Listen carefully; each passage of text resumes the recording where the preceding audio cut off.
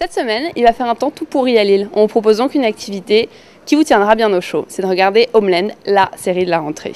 L'histoire, c'est celle de Brody, un ancien soldat américain qui a disparu en Afghanistan et qui est présumé mort au combat, qu'on retrouve 8 ans après sa capture par les talibans.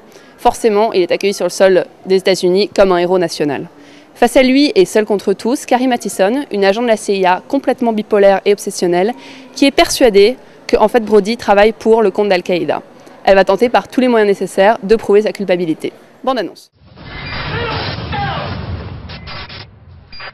I'm an American. Marine Sergeant Nicholas Brody, MIA since early 2003 and presumed dead. Until now. Welcome home. Look how beautiful you are. The Vice President. Sergeant Brody, it's an honor. Thank you, sir. What were his exact words? An American prisoner of war has been turned. La série a remporté 3 Emmy Awards il y a 2 semaines et on comprend bien pourquoi. En plus d'avoir une héroïne en premier rôle, le scénario est très bien ficelé, le suspense aussi fort que dans 24 heures chrono, la série n'est pas manichéenne, elle ne nous prend pas pour des débiles. Que de bonnes raisons de s'y mettre. La saison 1 est actuellement diffusée sur Canal+, et pour les plus accros, sachez que la saison 2 vient de commencer à être diffusée sur Showtime.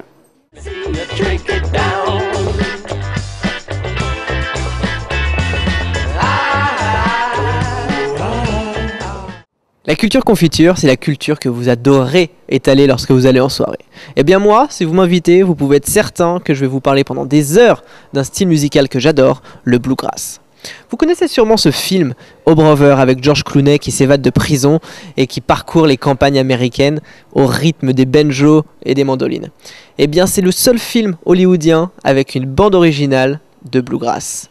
Eh bien je vous parle pas d'un style de musique joué par des vieux papis sur leur chaise à bascule en plein milieu de l'Alabama, mais je vous parle bien d'un style de musique moderne joué par des jeunes et qui s'importe en Europe à l'heure où je vous parle. Alors écoutez, ça donne ça.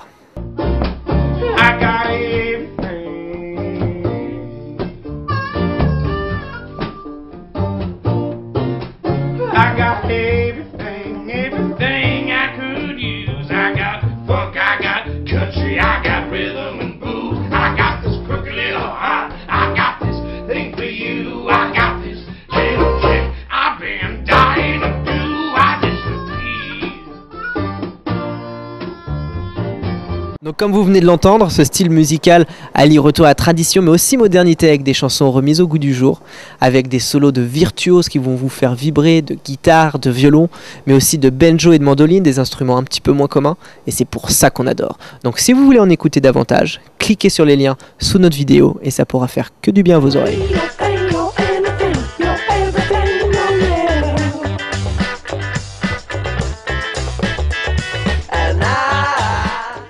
Cette semaine, c'est aussi le début de l'île 3000 avec tout un tas de chouettes activités qui commencent en même temps. On vous propose d'ailleurs dans ce cadre-là de vous rendre à l'église Sainte-Marie-Madeleine où vient de s'ouvrir l'exposition Lotus Dome de Dan Rosgaard. C'est une exposition interactive où des milliers de petites feuilles d'aluminium s'animent en même temps que le visiteur. Un peu moins cérébral, vous pouvez aussi vous attaquer à la saison 3 de The Walking Dead qui commence aux États-Unis le 14 octobre. Si vous êtes comme moi passionné de zombies et d'histoire de fin du monde, accrochez-vous car les producteurs ont promis une saison plus intense que jamais.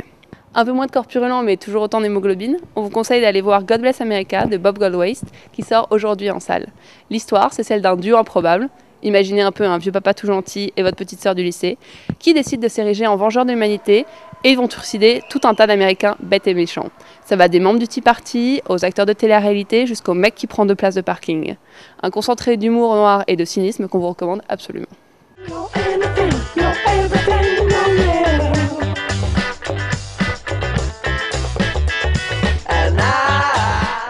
Vous en avez marre d'entendre parler des élections américaines 24 heures sur 24 et 7 jours sur 7? Eh bien nous, on vous propose de les vivre d'une façon beaucoup plus originale et beaucoup plus funky.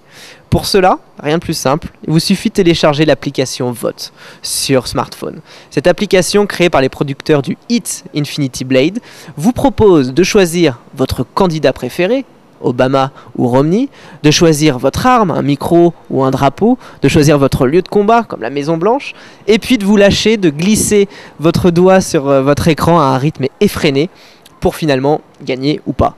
Mais attention, cette application n'est pas qu'un jeu puéril comme pourraient le dire certains, c'est aussi une nouvelle façon originale de sonder l'opinion, puisque vous êtes connecté avec cette application à la communauté mondiale des joueurs, et en fonction des résultats de chacun, une estimation de l'élection vous est donnée à la fin. Et puis je vais vous donner un scoop, Obama est en tête à 65%. Donc on verra si le virtuel devient réel.